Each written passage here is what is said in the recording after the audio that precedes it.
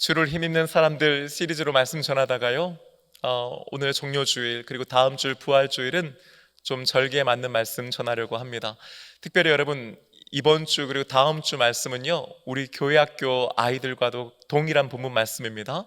집에 돌아가시면서 아이들에게 오늘 어떤 말씀 들었는지, 어떻게 예배 드렸는지 함께 물어보시고요, 은혜 함께 나누실 수 있게 되기를 축복합니다. 제가 일부러 아이들 본문에 맞췄습니다. 제가 사용하는 스마트폰 어플에는요, 구글 포토라고 하는 어플이 있습니다. 구글이 서비스하는 사진과 동영상을 저장하고 공유하는 서비스이지요, 스마트폰으로 사진을 찍으면요, 자동으로 그 구글 서버에 사진과 동영상이 저장되는 겁니다. 제가 이 어플에서 제일 좋아하는 기능이 하나 있는데요, 그것은 바로 추억 속 오늘이라고 하는 겁니다. 예를 들면요, 오늘이 2025년 4월 13일인데 만약 작년 4월 13일에 제가 어떤 사진을 찍었다면은 작년에 이런 사진 찍으셨습니다 하고 저에게 그 사진을 띄워주는 겁니다. 뿐만 아닙니다. 2년 전, 5년 전, 심지어 10년 전 사진도요, 그때 10년 전 4월 13일 어디에서 이런 사진을 찍었다는 걸 저에게 보여주는 거예요. 그 사진 보면요, 맞아, 작년에 내가 거길 갔었구나, 5년 전 오늘 내가 이런 일을 했었네 라고 하는 것들을 알게 되는 거죠. 보는 재미가 꽤 있습니다. 만약 예수님께서요, 정확하게 주후 1년에 태어나셨고 그분이 십자가에 달려 죽으셨을 때의 나이가 또 33살이라고 가정한다면은 오늘 본문 말씀의 사건은 지금으로부터 1992년 전 바로 오늘에 일어난 일입니다.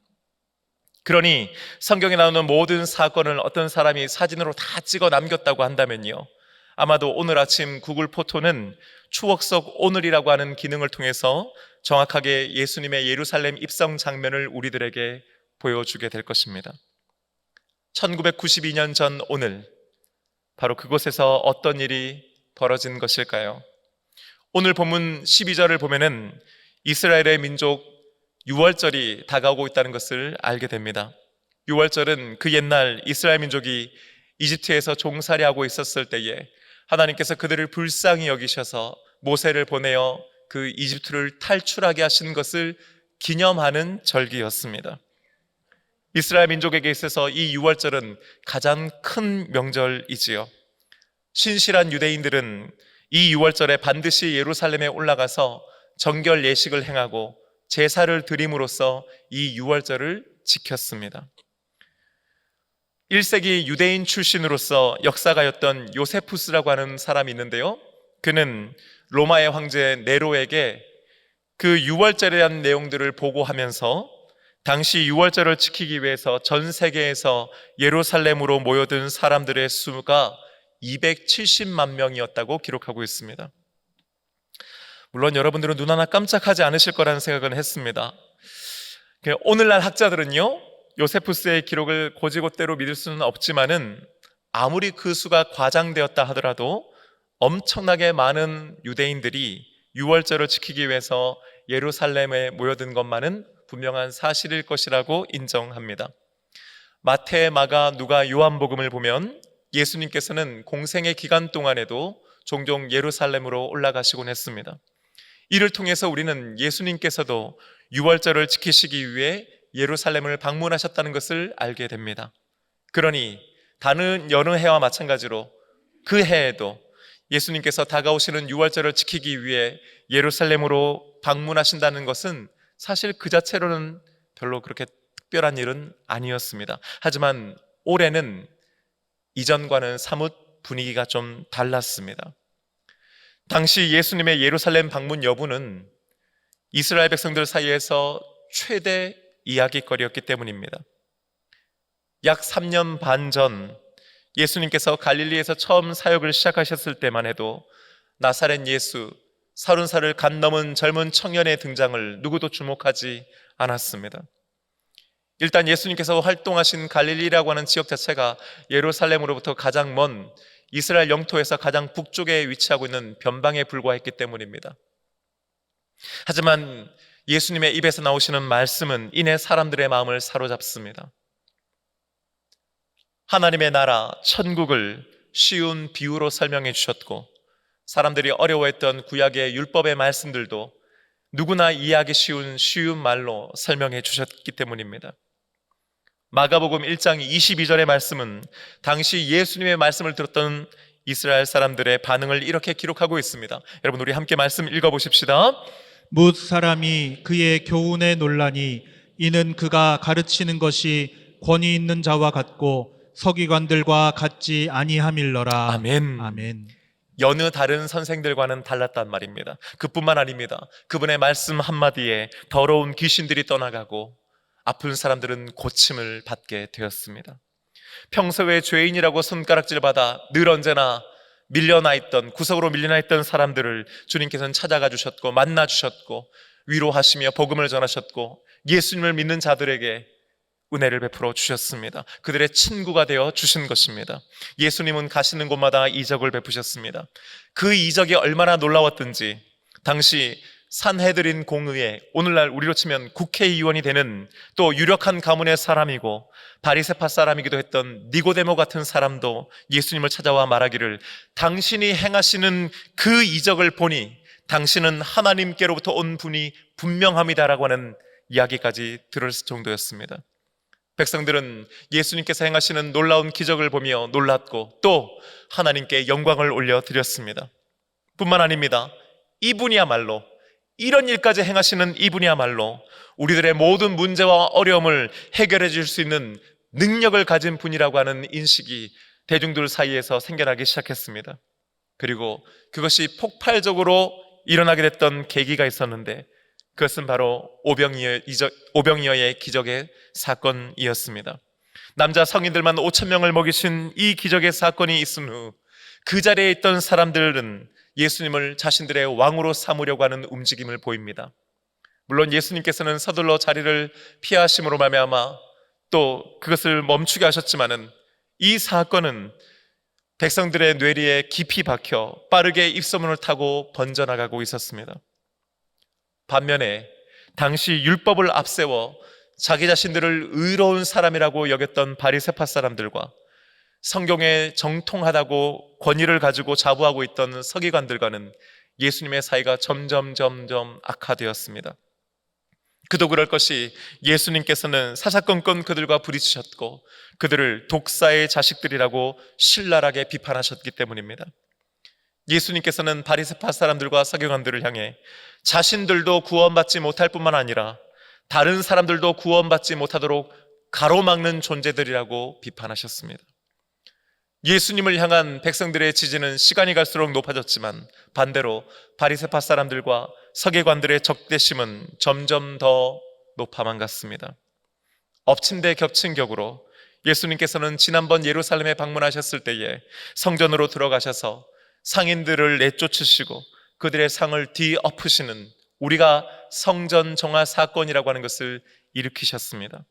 이로 인해서 그 성전에서 생활하던 그리고 성전의 지도자로 여김받던 사두개파 사람들과 대제사장들 그룹과도 척을 지게 되었습니다.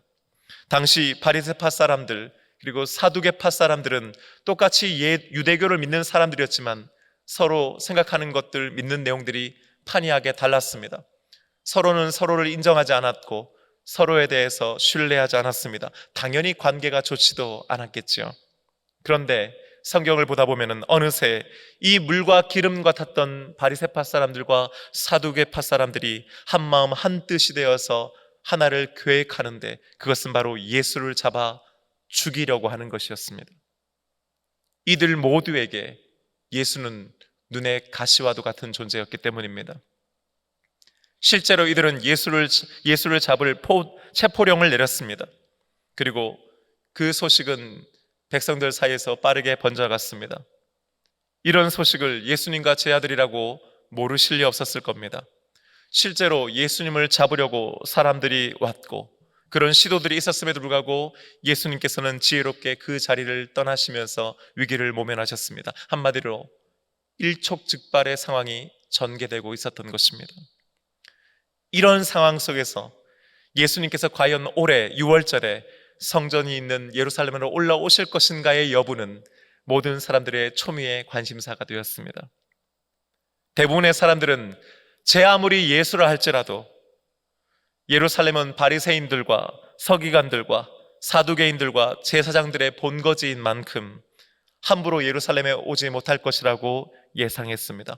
하지만 또 다른 어떤 사람들은 예수님이 제자들과 이미 갈릴리를 떠나 예루살렘으로 향하고 있다는 소식을 전하면서 이제 곧 예수가 예루살렘에 올라올 것이라는 예상도 했습니다.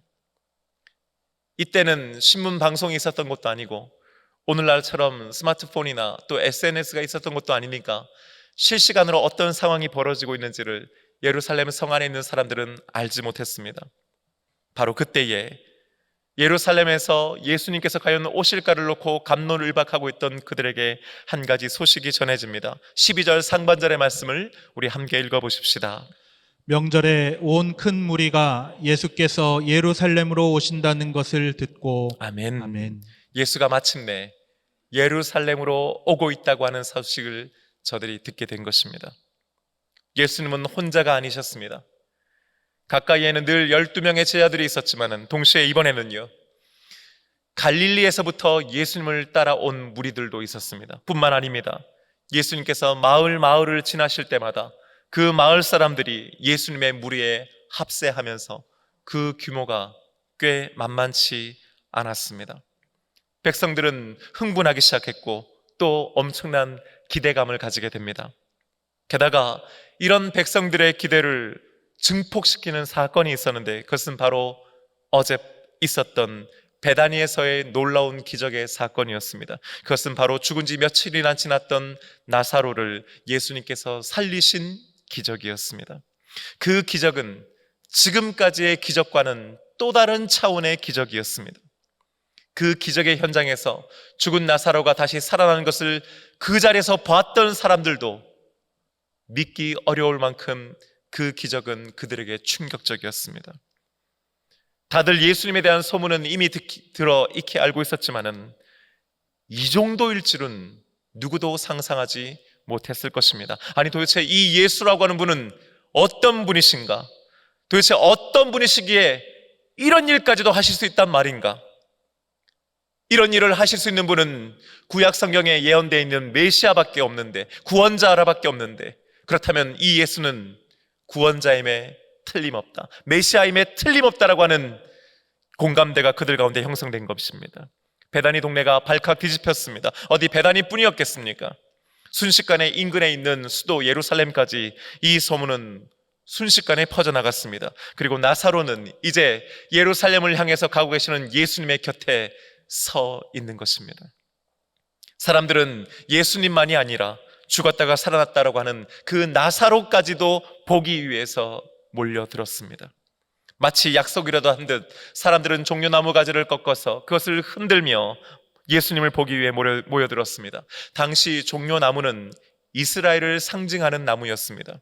그리고 그 종려나무 가지를 흔든다라고 하는 것은 왕의 행차 혹은 전쟁에 나가서 승리하고 돌아오는 개선 장군을 맞이할 때 행했던 의식이었습니다. 이런 이들의 행동이 무엇을 의미하는 겁니까? 백성들이 예수님을 자신들의 왕으로 여기고 있었다는 것을 의미합니다. 그렇다면 그들이 바라보았던 왕은 어떤 왕이었습니까? 당시 자신들을 지배하고 있던 로마로부터 이스라엘을 독립시켜서 그 어떤 나라도 넘보지 못할 만큼 강력한 군사력과 힘을 가진 새로운 이스라엘 왕국의 왕이었던 것입니다. 썩을 대로 썩은 종교 지도자들과 정치 지도자들을 처단하고 완전히 새로운 사회를 만들고 자신들을 이끌어줄 수 있는 정치력을 가진 지도자로서의 왕이었습니다.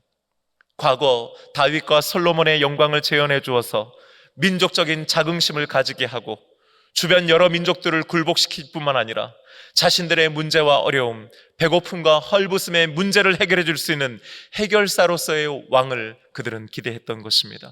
그랬기에 그들은 이렇게 소리쳤습니다. 13절 하반절의 말씀도 우리 함께 읽어보십시다. 호산나 찬송하리로다 주의 이름으로 오시는 이 곧 이스라엘의 왕이시여 하더라. 아멘. 아멘. 호산나 찬송하리로다. 호산나라고 하는 말은요, 지금 구원하소서라고 하는 의미입니다. 지금. 성경에 등장하는 여러 어휘들 중에서 구원만큼이나 다양한 의미를 가지고 있는 단어가 또 있을까 싶습니다. 구원. 사전적인 의미를 보면요, 어떤 것에서 구출되고 해방되는 것이라고 정의 내리고 있습니다. 그렇습니다. 그런 의미에서요, 배고픈 사람에게 구원은 배부르게 먹여주는 것이요, 아픈 자에게 구원은 치유되고 회복되는 것이었습니다. 매여 있는 자에게는 그 매여 있는 것으로부터 풀려 자유롭게 되는 것이야말로 구원인 것이지요. 어떤 것이든 어떤 상태이든지 간에 각자가 원하는 바를 예수님께서 들어주시고 이루어 주시면 그것이 그들 각자에게 자신들이 원하는 구원이었던 것입니다. 예수님이라면, 예수라면 하실 수 있지 않을까? 아니, 지금까지 들려온 예수에 대한 소문이 참으로 맞다면 그는 반드시 그것을 하실 수 있는 분이라고 하는 믿음과 확신이 그들 가운데 있었던 것입니다. 그리고 그 구원은 내일이 아니라, 다음 주가 아니라, 다음 달이 아니라, 내년이 아니라 바로 지금, 오늘 이루어져야 하는 것이었던 겁니다. 마태복음의 말씀을 보면은 이 소리가 도대체 얼마나 컸든지 온 성이 요동하는 것 같았다고 기록하고 있습니다. 여러분 한번 상상해 보십시오. 예루살렘이라고 하는 성은 그때 당시 우리가 생각하는 것처럼 그렇게 큰 성이 아니었습니다. 산 꼭대기 위에 세워진 도시였고 성 안에 사람들이 살고 있었습니다. 그 성에 수많은 인파가 몰렸고 그들이 일시에 호산나 호산나를 외치며 손에 든 종려나무 가지를 흔드는 모습을 말입니다. 수많은 사람들이 모여서 그토록 간절하게 호산나를 외쳤다라고 하는 것은 달리 말하면은 저들의 삶이 그렇게 외치지 않고는 하루도 살 수 없을 만큼 힘들고 어려웠다라고 하는 반증이겠지요. 저들의 요구와 욕구와 욕망이 그토록 간절했고 강력했다라고 하는 의미이기도 합니다. 하지만 여러분, 오늘 1992년이 지난 바로 오늘 우리가 이 시간 반드시 짚고 넘어가야 되는 것들이 두 가지 있습니다. 하나는 과연 예수님은 저들이 그토록 원하셨던 그런 왕이었는가 하는 것입니다. 또 다른 하나는 정작 예수님께서 주시고자 했던 구원은 무엇이었는가 하는 것입니다. 오늘 본문 14절 말씀을 보면은 예수님께서는 한 어린 나귀를, 즉 나귀 새끼를 타고 예루살렘 성에 입성하시는 것을 보게 됩니다. 그리고 그것은 다분히 예수님께서 의도하신 바였습니다. 15절 말씀은 이렇게 증거합니다. 함께 읽으십시다. 이는 기록된 바 시온 따라 두려워하지 말라. 보라, 너의 왕이 나귀 새끼를 타고 오신다 함과 같더라. 아멘. 아멘. 이 말씀은 구약 성경 스가랴 9장 9절에 예언되어 있는 말씀을 예수님께서 이루고 계심을 증거하고 있습니다. 예수님은 세상의 왕들처럼 크고 화려한 백마라든지 혹은 왕의 마차를 타고 등장하시지 않으셨습니다. 굳이 한 어린 나귀 새끼를 취하여 그 위에 올라타셨습니다. 그것은 자신이 이스라엘 백성들이나 혹은 그 시대가 기대했던 왕의 모습이 아니라 스가랴 9장에 예언되어 있는 말씀 속에서의 왕의심을 보여주시기 위함이었던 것입니다. 예수님께서 보여주시고자 했던, 드러내시고자 했던 왕의 모습은 그렇다면 무엇입니까? 스가랴 9장 9절 하반절 말씀은 이렇게 증거합니다. 함께 읽으십시다. 그는 공의로우시며 구원을 베푸시며 겸손하여서 나귀를 타시니 나귀의 작은 것 곧 나귀 새끼니라. 아멘. 아멘. 이 말씀 속에는 어디에도 그 당시 이스라엘 사람들이 원하던 왕의 모습은 없습니다. 이어지는 10절을 보면요, 그분은 병거와 말과 전쟁하는 활을 끊으시는 왕이라고 증거하고 있습니다. 이방 사람에게까지 화평을 전하실 왕이요, 그의 통치는 온 땅에 미치게 된다고 예언하고 있는 것입니다. 이스라엘 사람들은 자신들을 위한 왕, 자기 민족만을 위한 왕을 기다렸고 환영했습니다. 하지만 예수님께서는 자신을 모든 이들을 왕, 모든 민족을 화평케 하는 평화의 왕이요 구원하시는 왕이심을 스가랴 말씀을 통해서 보여주시려고 하셨던 것입니다. 예수님은 분명 저들을 구원해 주시는 분이심에 틀림없었습니다. 하지만 그 구원은 결코 저들이 오늘 지금 당장 이루어 주시기를 원했던 자신들의 필요와 요구와 욕구와 욕망을 채워주기 위한 그런 구원은 아니었습니다. 배고픔과 질병, 생활의 문제와 어려움들, 외로움을 해결해주는 그 정도 수준의 차원은 아니었던 것입니다. 지금까지 그 누구도 해결해주지 못했던 그 한 사람 한 사람의 죄로부터의 구원이요, 영원한 생명을 주시기 위한 구원이요, 이 땅에서뿐만 아니라 영원한 천국으로 이끄시는 구원을 주시기 위함이었는 줄로 믿습니다. 하지만 불행하게도 그 수많은 사람들 중에서 단 한 명도 예수님이 참으로 어떤 왕이셨는지, 그리고 그분이 주시고자 했던 구원이 무엇이었는지를 이해하는 사람들이 없었습니다. 심지어 12명의 제자들도 그러긴 마찬가지였습니다. 16절의 말씀을 함께 읽어보십시다. 제자들은 처음에 이 일을 깨닫지 못하였다가 예수께서 영광을 얻으신 후에야 이것이 예수께 대하여 기록된 것임과 사람들이 예수께 이같이 한 것임이 생각났더라. 아멘. 아멘. 제자들은 처음에 이 일을 깨닫지 못하였습니다. 다른 말로 하면 3년 반 동안 예수님과 함께 동고동락했던 제자들 역시 자신들을 위한 왕, 자기 민족을 위한 왕으로 예수님을 생각하고 있었다는 것입니다. 그리고 제자들 역시 구했던 구원은 기껏 예루살렘에 가 예수님이 왕으로 올라 한 자리를 얻는 것에 불과했던 것입니다. 사랑하는 여러분, 1992년 전 오늘 예루살렘에는 예수님을 열렬히 환영했던 인파들로 북적였습니다.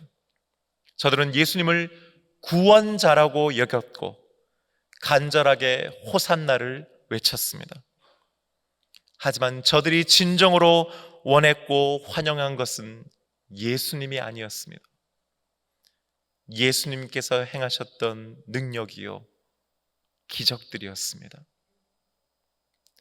저들은 단지 자신들이 원했던 구원을 이루어 줄 뿐이 필요했고, 다른 말로 말하면 자신들의 요구와 욕구와 욕망과 본능과 이기심에 충실했던 것입니다. 그렇기에 불과 며칠 사이 자신들이 원했던 지금 구원해달라고 하는 그 요구에 예수님이 응답하시지 않자 그들은 오는 금요일 빌라도 총독의 관저 앞으로 달려가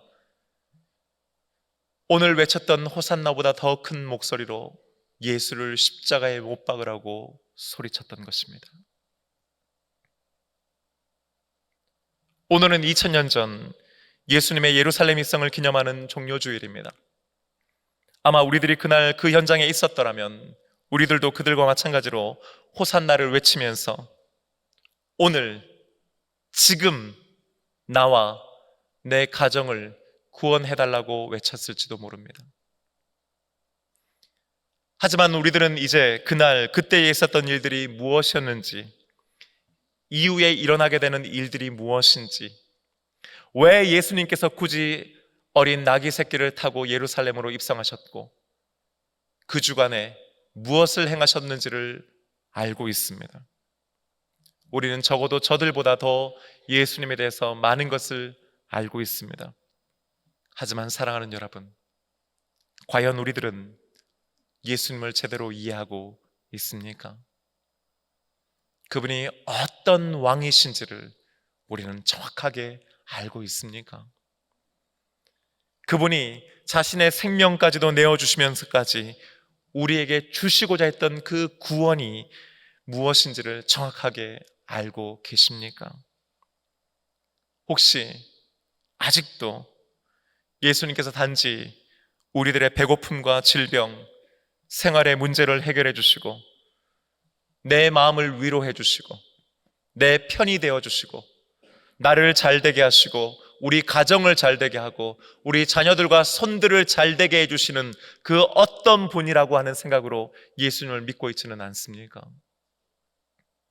오늘 이 아침 여러분은 누구에게 호산나 외치기 위해서 이 자리에 오셨습니까? 여러분이 원하는 지금 구원하소서는 과연 무엇입니까? 혹시 우리들도 저들처럼 예수님이 아니라 예수님의 능력과 기적을 기대하고 원하고 있는 것은 아닙니까? 마태복음 1장 21절 말씀은 예수님께서 이 땅에 오시기 이전에 이미 예수님이 누구신지를 우리에게 이렇게 가르쳐주고 있습니다. 함께 말씀 읽으십시다. 아들을 낳으리니 이름을 예수라 하라. 이는 그가 자기 백성을 그들의 죄에서 구원할 자이심이라 하니라. 아멘. 아멘. 그렇습니다, 여러분. 예수님은 자기 백성을 죄에서 구원할 자이십니다. 그리고 예수님은 우리를 대신하여 고난당하시고 십자가에 달려 죽으심으로 저와 여러분의 죄를 대속해 주신 줄로 믿습니다. 우리들이 결코 해결할 수 없는 가장 중요하지만 동시에 가장 치명적인 죄의 문제를 해결해 주시기 위해서 이 땅에 와 주신 것입니다. 그리고 예수님은 끝내 그것을 십자가에서 이루십니다. 우리가 매주 봉헌송으로 부르고 있는 날 구원하신 주 감사, 우리는 1절만 부릅니다만 이 곡은 원래 3절까지 되어 있습니다. 그리고 그 가사를 살펴보면 모두 21개의 개별적인 감사의 내용을 고백하고 있습니다. 그런데 여러분, 그 21개나 되는 감사 중 제일 먼저 가장 앞에서 가장 중요하게 고백하고 있는 것은 바로 날 구원하신 주님에 대한 감사인 이유가 바로 여기에 있는 것입니다. 저는 오늘 말씀을 준비하면서 사실 개인적으로 오늘 말씀이 좀 밋밋한 것은 아닌가라는 생각을 스스로 해봤습니다. 우리 성도들 한 분 한 분이 처해 있는 상황을 제가 다 이해하지 못하지만은 한 주간에 바쁘고 힘든 삶을 살고 주일 한 번 예배당에 와서 또 오늘 주시는 말씀 하나를 붙잡고 다시금 한 주간을 살아가야 되는 우리 성도들에게 과연 오늘 이 말씀이 그들에게 힘이 될까? 우리 성도들이 이 말씀을 붙잡고 다시 한 주간을 살아가게 될까를 사실은 고민했습니다. 하지만 그렇게 기도하는 가운데 하나님께서 제게 주셨던 마음의 확신은 오늘 이 말씀을 우리 모두가 그럼에도 불구하고 반드시 들어야 한다는 것이었습니다. 사랑하는 여러분, 우리는 지금 구원해 주십시오라고 주님께 나옵니다. 하지만 지금 여러분들이 받기 원하는, 지금 여러분이 필요로 하는 구원은 과연 무엇입니까? 여러분의 문제의 해결입니까? 여러분의 가정의 평안입니까? 아닙니다. 지금 오늘 이 시간 우리가 호산나 부르짖고 지금 구원해 주옵소서라고 기도해야 한다면 그것은 바로 우리의 죄의 문제, 우리의 죄의 문제를 해결해 주시는 바로 그 주님을 향한 부르짖음이 되어야 할 줄로 믿습니다. 사랑하는 여러분, 예수님은 저와 여러분의 죄의 문제를 해결해 주시기 위해 이 땅에 오신 분이십니다. 그리고 그것을 이번 고난주간을 통해 그리고 금요일 십자가에 달려 죽으심으로 완성해 주셨습니다. 사랑하는 여러분, 우리는 바로 그 예수님을 믿는 사람들입니다. 그렇게 오늘 이 아침 우리들이 죄인임을 다시 한번 주님 앞에 고백하면서 우리를 죄에서 구원해 주시는 예수님께 구원해 달라고 호산나 다시 외쳐야 할 줄로 믿습니다. 주님께서는 우리들의 이 간절한 외침을 외면하지 아니하시고 저와 여러분의 죄를 깨끗하게 용서해 주실 줄로 믿습니다. 그리고 또 한 가지 여러분, 우리의 죄의 문제까지 해결해 주시는 그분께서 우리가 지금 붙잡고 있는 그 문제까지도 호산나 구원하여 달라고 외칠 때에 응답해 주시리라 확신합니다.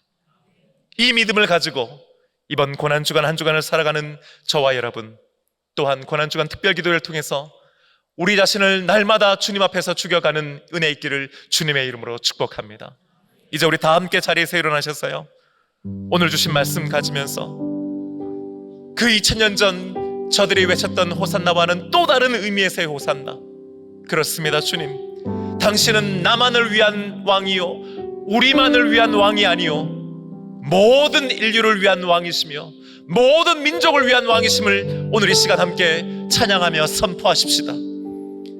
그분은 영원한 생명의 말씀을 가지신 분이요 다윗의 자손이시면서 우리 모두의 죄를 용서하시며 구원해 주실 분이실 줄로 믿습니다.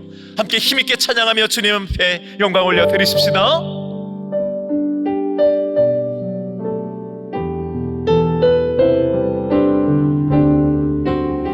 당신은 영광의 왕, 당신은 영광의 왕, 당신은 평강의 왕, 당신은 하늘과 땅의 주, 당신은 정의의 아들, 천사가 무릎 꿇고 예배하고 찬양하네. 영원한 생명 말씀, 당신은 예수 그리스도 주. 호산나 다윗의 호산나 다윗의 자손께 호산나 불러와 주의 왕 높은 하늘의 영광을 예수 주. 우리 다시 한 번 더 선포하십시다. 당신은 영광의 왕, 당신은 영광의 왕, 당신은 평강의 왕, 당신은 하늘과 땅의 주, 당신은 정의의 아들, 천사가 무릎 꿇고 예배하고 찬송하네. 영원한 생명 말씀, 당신은 예수 그리스도 주.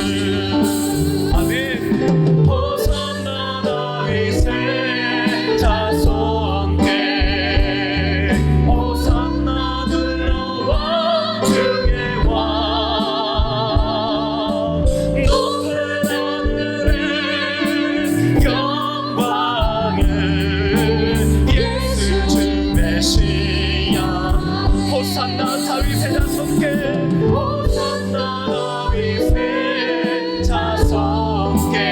아멘. 호산나 불러와 주의 왕 높은 하늘의 영광을 예수 주 메시아. 여러분, 오늘 이 시간 우리 기도할 때요 2000년 전 그 예루살렘 성내에 있던 사람들은 예수님이 누구신지 몰랐습니다. 끝내 그들은 몰랐습니다. 자신들이 원하는, 자신들이 필요로 했던 구원을 주지 않고 죄의 문제를 해결하기 위해 십자가에 달려 죽으셨을 때에 그들은 그것을 원하지 않았습니다. 혹시 여러분, 오늘 이 시간 우리가 주님 앞에 나온 이유가 과연 무엇입니까? 우리 앞에 계신 그분은 과연 우리에게 누구십니까? 그분은 왜 십자가에 달려 죽으셨습니까? 나를 잘되게 해주시기 위해서였습니까? 우리 자녀들을 잘 먹고 잘 사게 해주기 위하심이었습니까? 우리 가정이 평안하고 직장과 일터와 가게가 잘 되는 것을 위해서 예수님은 십자가에 달려 죽으셨습니까? 아닙니다. 이 시간 기도할 때 주님, 나는 오늘 이 시간 예수님이 누구신지를 다시 한번 깨닫습니다. 주님은 우리의 죄를 위해 죽으신 주님이시요 영광의 왕이십니다. 주님은 내 죄를 위해 죽으셨고 용서해 주셨습니다. 우리를 죄로부터 구원해 주신 주님이십니다. 오늘 이 시간 우리 함께 기도하면서, 주님, 이번 한 주간 고난주간 가운데 예수님께서 누구시며 예수님께서 왜 이 땅에 오셨는지를 매일매일마다 새롭게 깨닫고 고백하는 시간 되게 하여 주옵시고, 주님께서 날 구원해 주셨음이 우리 인생의 가장 큰 감사요 기쁨의 제목이 되게 하여 주시옵소서. 이 시간 우리 주님 이름으로 함께 기도하며 나갑니다. 주여, 아버지 하나님 감사합니다. 거룩하신 아버지 하나님, 기뻐하는 시간도 저희들이 발표해 주신 말씀을 다시 한번 생각해보며, 주님, 2000년 전 예루살렘에 있던 백성들은 예수님을 자신들을 위한 왕, 자신들의 피를 채워주는 왕으로 인식하였고, 또 자신들의 피로와 욕과 욕망을 채워주는 왕으로 기대했습니다. 하지만 예수님은 우리의 죄를 다하여 주시고 모두를 위한 왕이요 구원시켜 주시고 모든 민족을 위한 영이요 기억하게 또한 죄의 문제를 해결해 주시기에 입장이신 주님이셨음을 보여주셨습니다. 주님을 십자가에 달려 죽으심으로 우리들의 죄의 문제를 해결해 주신 주님이십니다. 주님, 저들은 실망했고 저들은 분노했습니다. 하지만 2000년이 지난 지금 우리들은 이제 예수 믿으시기를 더욱 분명하게 알고 있습니다. 주님을 우리의 구주로 고백하는 이 아침 우리에게 은혜 허락하여 주시고, 다시 한번 계속의 은혜를 허락하여 주시옵소서. 우리들의 모든 죄를 주여 도말하여 주시옵시고 깨끗하게 해주시며, 이번 한 주간 나의 죄를 위해 죽으신 주님을 바라보는 한 주간을 살게 하여 주시옵소서. 다른 어떤 감사보다도 제일 큰 감사가 나를 구원해 주신 감사하게 하여 주시옵소서. 그분을 높여드리는 우리들의 인생 되게 하여 주시옵소서. 주님, 2000년 전 저들과 달리 우리는 또 다른 의미에서의 호산나를 외칩니다. 지금 구원해 주시기를 소망합니다. 지난 한 주간 동안에 해결하지 못했던 수많은 문제를 어깨에 짊어지고 이 자리에 와서 주님 앞에 던져놓으며, 오늘 이 문제를 해결해달라고, 언제까지는 꼭 이 문제가 해결돼야 된다고 간구하기 위해서가 아니요, 우리의 죄의 문제를 해결해 주신 주님을 바라보고 우리의 죄의 문제까지도 해결하여 주셨음에 감사하기 위해 이 자리에 있는 줄로 믿습니다. 주님이 누구신지, 주님께서 무엇을 위해 이 땅에 오셨는지, 우리가 왜 주님 앞에 나와야 하는지를 분명하게 깨닫는 이 아침과 이번 고난주간이 되게 하여 주시옵소서. 그래야 해서 그 어떤 것보다도 나와 나의 죄와 내가 짊어지고 있는 십자가와 앞으로 걸어가야 되는 그 십자가의 길을 깊이 생각하고 묵상하며 은혜 받는 이번 한 주간이 되게 하여 주시옵소서. 이제는 우리의 구원자 되어주시는 우리 주 예수 그리스도의 크신 은혜와 우리를 사랑하셔서 독생자까지도 아낌없이 우리를 위해 내어주신 아버지 하나님의 크신 사랑하심과 이 모든 사실을 믿고 깨닫고 고백하게 하시는 성령님의 인도내주 교통하고 역사하심이 오늘 지금 구원하여 주옵소서.